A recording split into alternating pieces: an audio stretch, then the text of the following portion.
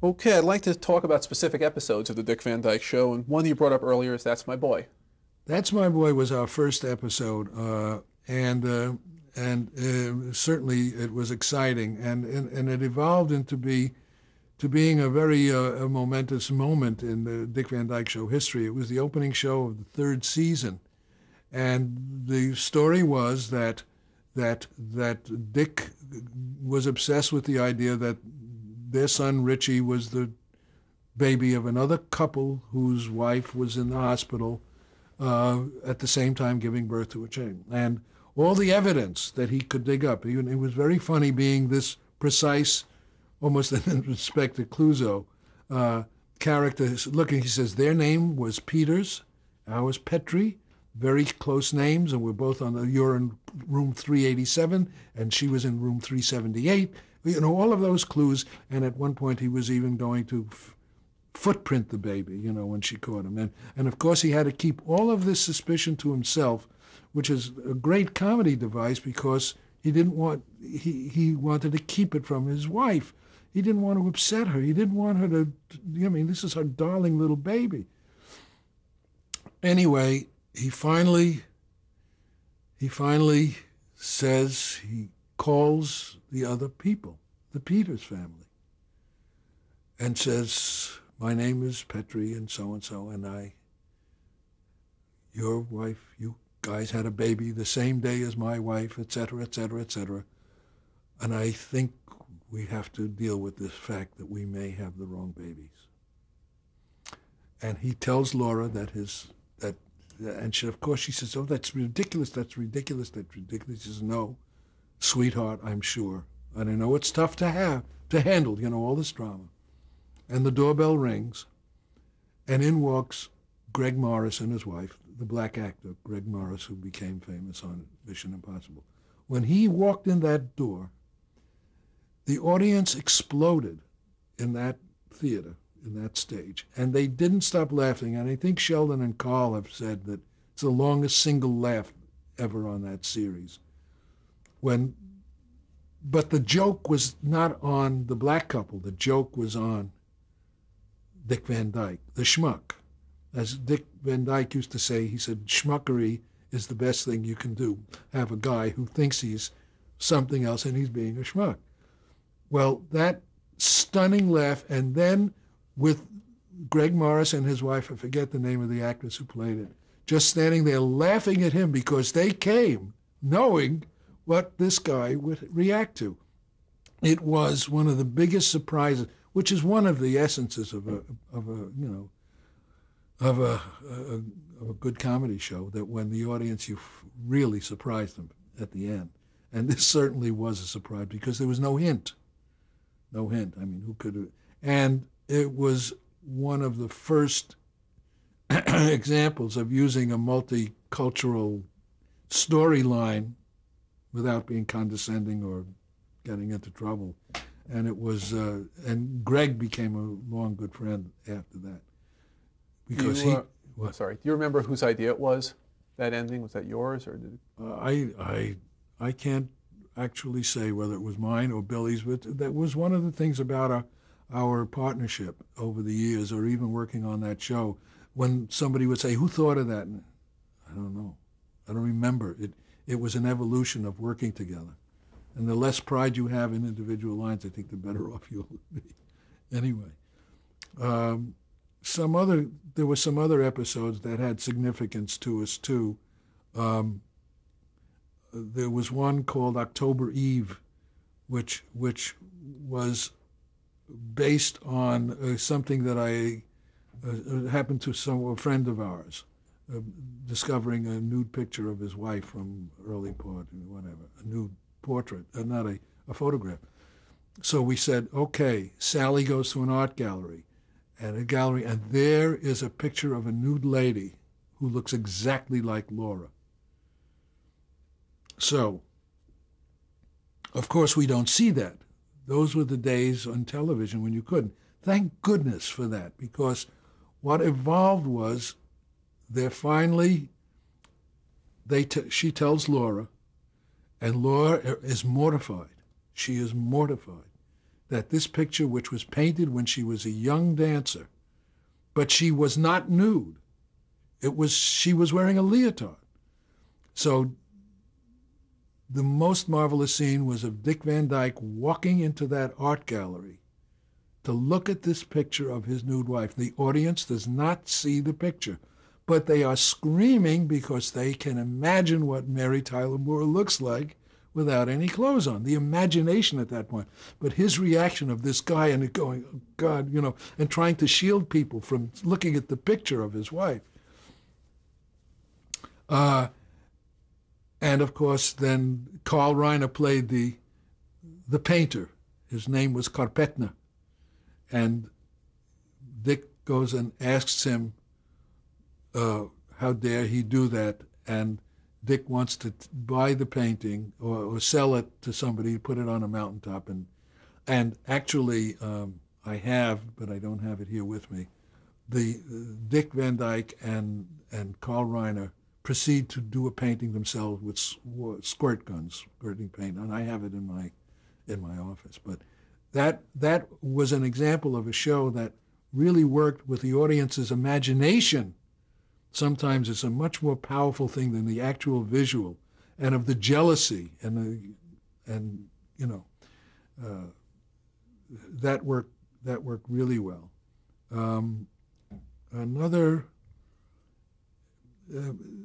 These episodes that I'm talking about have a special meaning. The one, Coast to Coast Big Mouth, which is one that you often see repeated, very often showed on shows that, if you see a biography of Dick or Mary of that one,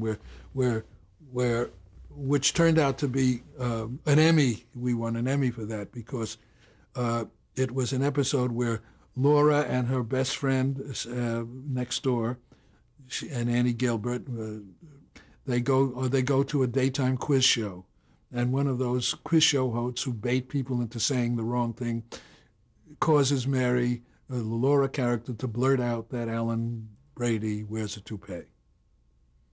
Until then, any time you had seen Alan Brady was with his toupee. And Carl Reiner played the character of Alan Brady. So now it was out to the world that he was bald. And it was, again, an episode of trying to make up to him. And it was an extraordinary scene where Carl is sitting at his desk with all of his hairpieces in front of him. And the opening of the scene is, well, fellas, this is the girl that put you out of business. Again, who wrote, I'm sure a lot of good stuff came out during rehearsal, but that was an hilarious show. There was one that I mentioned earlier that I said would be a good lesson for something. What was it? What did I say? What was that? It was either I'd rather be bald than have no head at all. Yeah, I'd rather be bald than have no head at all.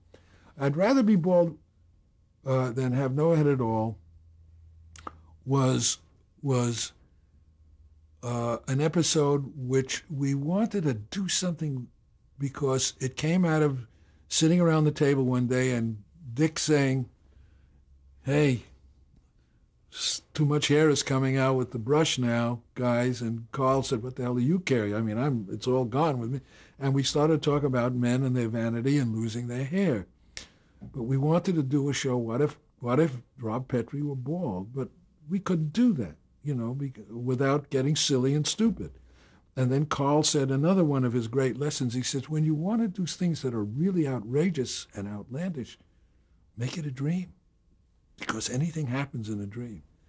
And that's what that show was. And we didn't reveal it was a dream until halfway through. And what the trick on that was, and of course there was it with the cabbages growing on his head. It was all wildness and crazy, and it was really funny. It was really a very broad show. But the trick in that one was we made the audience believe it was his dream, when at the end of the show we revealed it was her dream. And that really worked well. So when you want to get crazy, you do dreams. Dreams are the best way to go crazy, because we've all had dreams that are just absurd. What the heck is that? We want to do something crazy and really a straight show. Make a dream. That's a comedy writer's lesson. I think you finally remember the last show we did, which was the Gunslinger, which was because Dick had once said, "Geez, I'd love to be in a Western. What does every actor, every comic wants to be? John Wayne wants to be Gary Cooper." So we made, again, it was a dream. He's a cowboy, and Billy and I appeared in it. He shoots us both. The bad guy. The bad guy, of course, was Alan Brady. Was the guy in black, and Dick was the good. But that was the last full episode of the Dick Van Dyke Show, I think, and of course it's a bittersweet memory of that one. They were all fun to write, and they were all challenges, and it became. It was such a joy, and it was too bad it ended. Today I don't think, but Dick and Carl said, I think we've done enough. I think we probably could have done more episodes. I mean, I look at 9 successful years of Home Improvement, and those shows, the quality of those shows was maintained very well through the whole, Seinfeld certainly. Well, that changed so much going up and down. But those episodes were always different. I remember one that we didn't write that Carl wrote was the first time that there was any sign of temperament on the phone. It was another on the show. It was where Dick and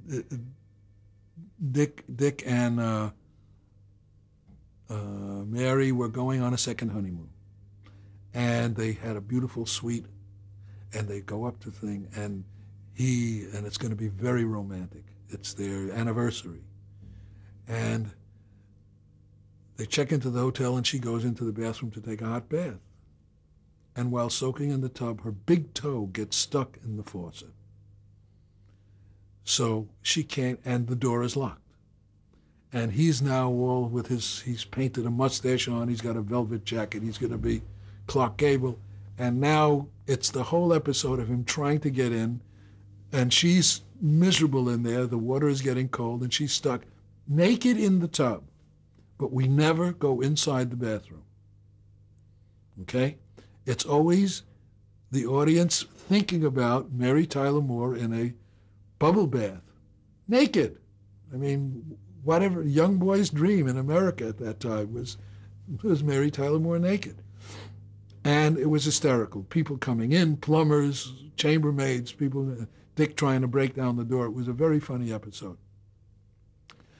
Halfway through rehearsal, Mary gets, also, it was combined with her, this week she was trying to quit smoking. Dick and Mary would try to quit smoking every 6 months or so. And she just said, this show is no good, it's not going to work. It's like, why wasn't it going to work? Because she wasn't on camera, except for the opening scene. Now, that's a terrible thing to do to an actress, right? You're not on camera. And Dick and Carl finally got a hold of her and yelled at her. He said, have I ever let you down? Don't you understand? You're on camera the whole show, and everybody's right. And then she finally got it, and she apologized, but she was in a snit because she wasn't on camera. That's what happens when you do the show, but it was a great idea. I think Carl wrote that episode. It was marvelous. Okay. You, I guess, hinted at this before. We couldn't get a real answer. Can you tell me what you feel you brought to the process versus Bill Persky, what the two of you together, what your strengths and weaknesses are? Working with a partner, as Billy and I did for quite a few years, it was 20 years, we brought different sensibilities to the comedy writing. We both had tremendous respect for each other's ability. He was into much more warmth than I was. I was, a lot of partnerships are that way. Gary Marshall and Jerry Belson. Gary was always for the warmth and the nice, and Jerry Belson was for the crazy. I was not so crazy, but what evolved from our differences was a great dynamic, which was that we would work together on every scene. We didn't take separate stuff. And when it finished, when you work with a partner, if how about this? How about this? And they go, I don't know. Well, and how about this? Well, wait a minute. What you said there, maybe. And you trigger each other. And very often people would say, who wrote that? And we said, the third person. A third writer evolves from the two different writers. And it does.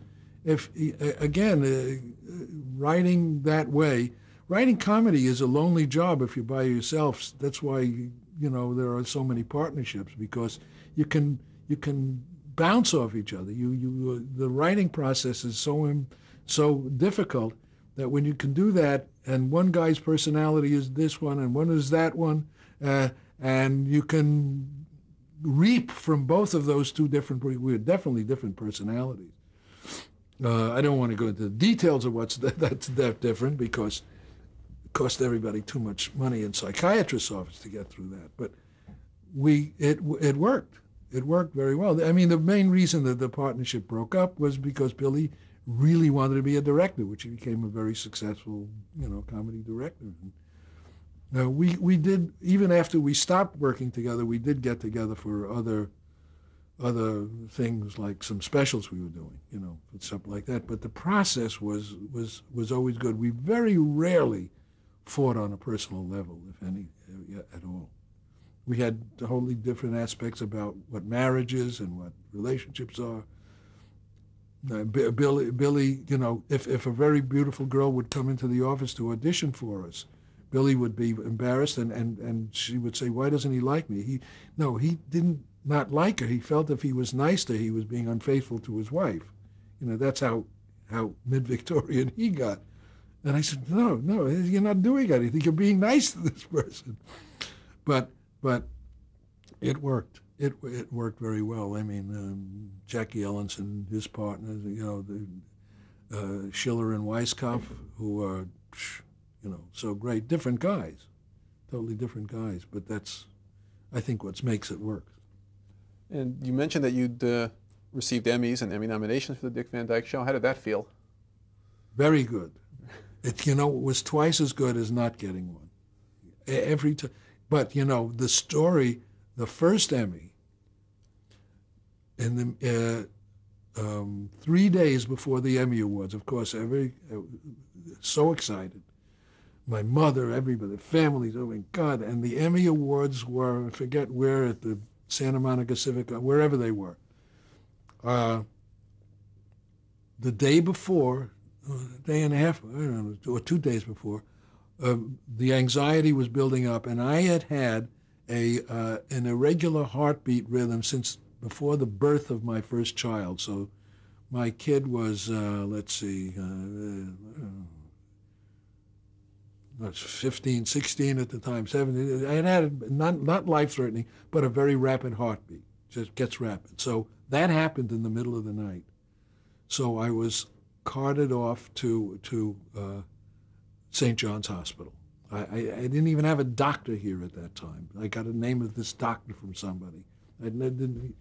But I thought I was maybe having a heart attack. You get panicked. So they put me in the hospital. And the guy said, well, he takes a cardiogram, and he gives me some kind of a sedative, and I'm there, and it stops. I'm fine. So next morning he comes in, this doctor, constantly. He said, everything is fine. I said, oh, great, because I'm going to the Emmys tonight. He said, no, you're not. What do you mean? He says, you're staying here. I haven't done a complete checkup on you, and I'm not going to let you out of here until I know that it's... I said, but. So my first Emmy was won with Billy up on stage saying, if my partner were here, it sounded like I was dead, he would da-da-da. And my mother was in the room, and I forget who else, and 3 nuns rooting for me in St. John, the nuns. So that's how I got my first Emmy. It's always a marvelous thrill. Then we got our second one, and it's always thrilling, We subsequently won for Bill Cosby special, and we go up to talk, but his manager and partner pushed us out of the way, so we didn't get to say anything. It's always, but awards, that's like, people say, oh, Emmy, no. Emmy Awards are wonderful, but it's not. What really is the great thing is the work. That's just the thing you don't shoot for. You don't write or shoot for that. We never did. We never. I don't know why, but we never did a job to think, oh, we're going to become rich and famous from this job. No, we did a job because it sounded like a good job, and we wanted to do it well. And boy, I wish people would. I know people today, kids, they're writing a script and they're practicing their acceptance speech in an award. Dummy, nobody's going to even make this yet. What are you practicing? Well, it's going to be so great that everybody. Don't think about that. Don't think about that. Just think about doing the job right. I mean, that's. And if it comes, it comes. Period. Did you ever expect the Dick Van Dyke Show would be remembered as fondly as it is today? I think the Dick Van Dyke Show deserves the attention that it gets today because it was done so well. And again, that's not because of Carl's vision and because of the way it was. It absolutely deserves all the attention it gets as one of the milestones of great television.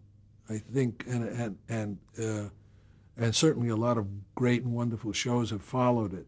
But I know a lot of the men and women who have written on those shows, and they looked when they were trying to break in, like Billy and me. And even the younger guys say that was like a landmark piece of perfect kind of work. Absolutely. And around the time you're working on this show, John F. Kennedy was shot, was assassinated. Where were you when you heard that? We were working on a script we had written about Richie's birthday party. And we were on stage rehearsing when someone came in and said, guess what, John Kennedy has been shot. And of course we were all stunned, and Rosemary broke down, Mary broke down, and then the report came in that he had died. Naturally, we stopped rehearsing. The show was canceled for that week. But I remember one moment when Billy and Carl and Sheldon and I were standing outside of our little building where our offices were. We walked out there to stand in the sun. We needed some warmth. And we were just standing there, and we were reacting differently, all of us. Of course, there was this tremendous sadness and the shock. But Sheldon was so angry he was pinching his fists like this. How could I? I thought he was going to try to go after those people. He was furious. Yeah, that was, you always remember those things where you are, I remember Pearl Harbor. Nobody in this room here can remember Pearl Harbor, but I was lying on the living room floor in our apartment in Brooklyn, listening to a football game on the radio when that happened. Yes, you always remember those defining moments. So that's the Dick Van Dyke Show for us. I'd like to move on now. During the run of the series, you also wrote a special for Julie Andrews. What was that like? While